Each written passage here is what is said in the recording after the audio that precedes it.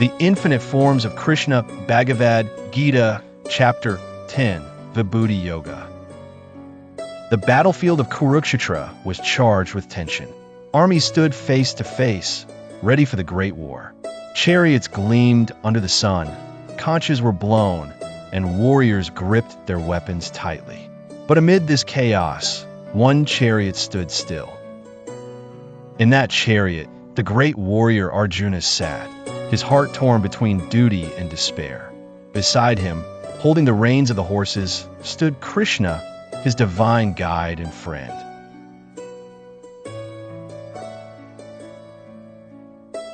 He folded his hands and bowed slightly. "O Krishna," he said, "you have said that you are the origin of all things, the supreme being who dwells in all. I believe your words completely, but I long to understand more.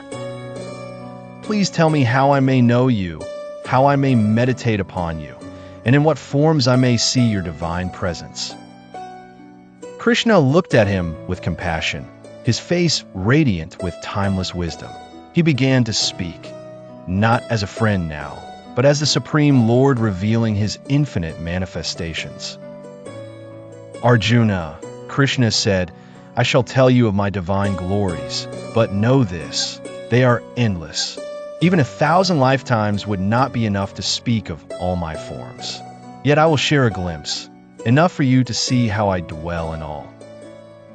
I am the self that resides in the heart of all beings. I am the beginning, the middle, and the end of all that exists. Of the 12 radiant sons of Aditi, I am Vishnu, the preserver. Of lights, I am the sun. Of stars, I am the moon. Among the Vedas, I am the Sama Veda, the melody of devotion. Among gods, I am Indra, the king of the heavens. Of senses, I am the mind. Among living beings, I am consciousness." Arjuna listened with wide eyes. Krishna's voice carried the power of the cosmos, and yet his words soothed Arjuna's troubled heart. "Among the Rudras, I am Shiva. Among the Yakshas and Rakshasas, I am Kabura, the Lord of Wealth. Of mountains, I am the mighty Meru. Among priests, I am Brihaspati, the guru of the gods. I am the thunderbolt among weapons. I am the lion among beasts, the eagle Garuda among birds. Of flowing rivers, I am the Ganga. Among trees, I am the sacred Ashvatha, banyan tree." Arjuna now began to see the deeper truth. Everything around him, from the smallest sound to the greatest force, was Krishna's form. "I am time, the destroyer of all. I am the beginning of all creations. Of demons, I am the righteous Prahlada. Of warriors, I am Rama. Among fishes, I am the shark. Among purifiers, I am the wind. Of the Pandavas, I am you, Arjuna," Krishna smiled. "In all beings, I am desire, righteous and in harmony with Dharma." With every example, Krishna was showing Arjuna that the divine is not distant, hidden in the clouds, or confined to temples.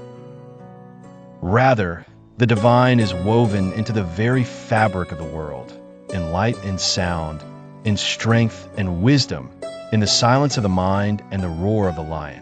Krishna's voice grew softer, though still filled with vastness. "Whatever is glorious, beautiful, or mighty, know that it is a spark of my splendor. But Arjuna, what need is there to know all these details? With just a single fragment of my being, I support the entire universe." Arjuna sat in silence, overwhelmed not by fear, but by awe. He no longer saw Krishna merely as a charioteer, or even as a god among men. He now began to see that Krishna was the infinite, the eternal, the all-pervading. He bowed his head, tears of realization brimming in his eyes. "O Krishna," he whispered, "now I see.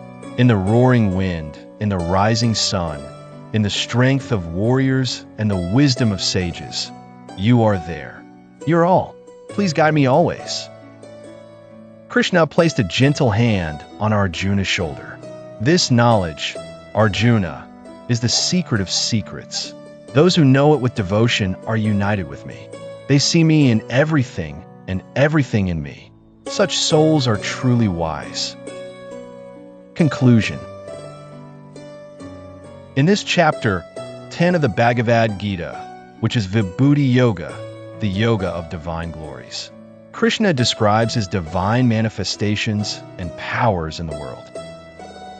Krishna reveals his divine manifestations, not as abstract philosophical ideas, but as living expressions of the divine in the world around us.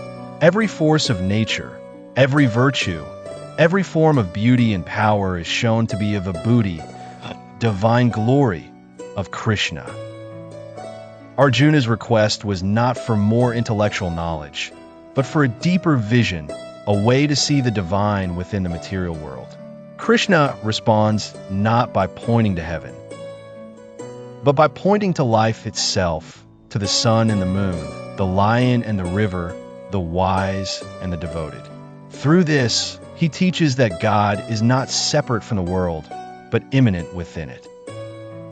Summary of Chapter 10, Vibhuti Yoga, the yoga of divine glories.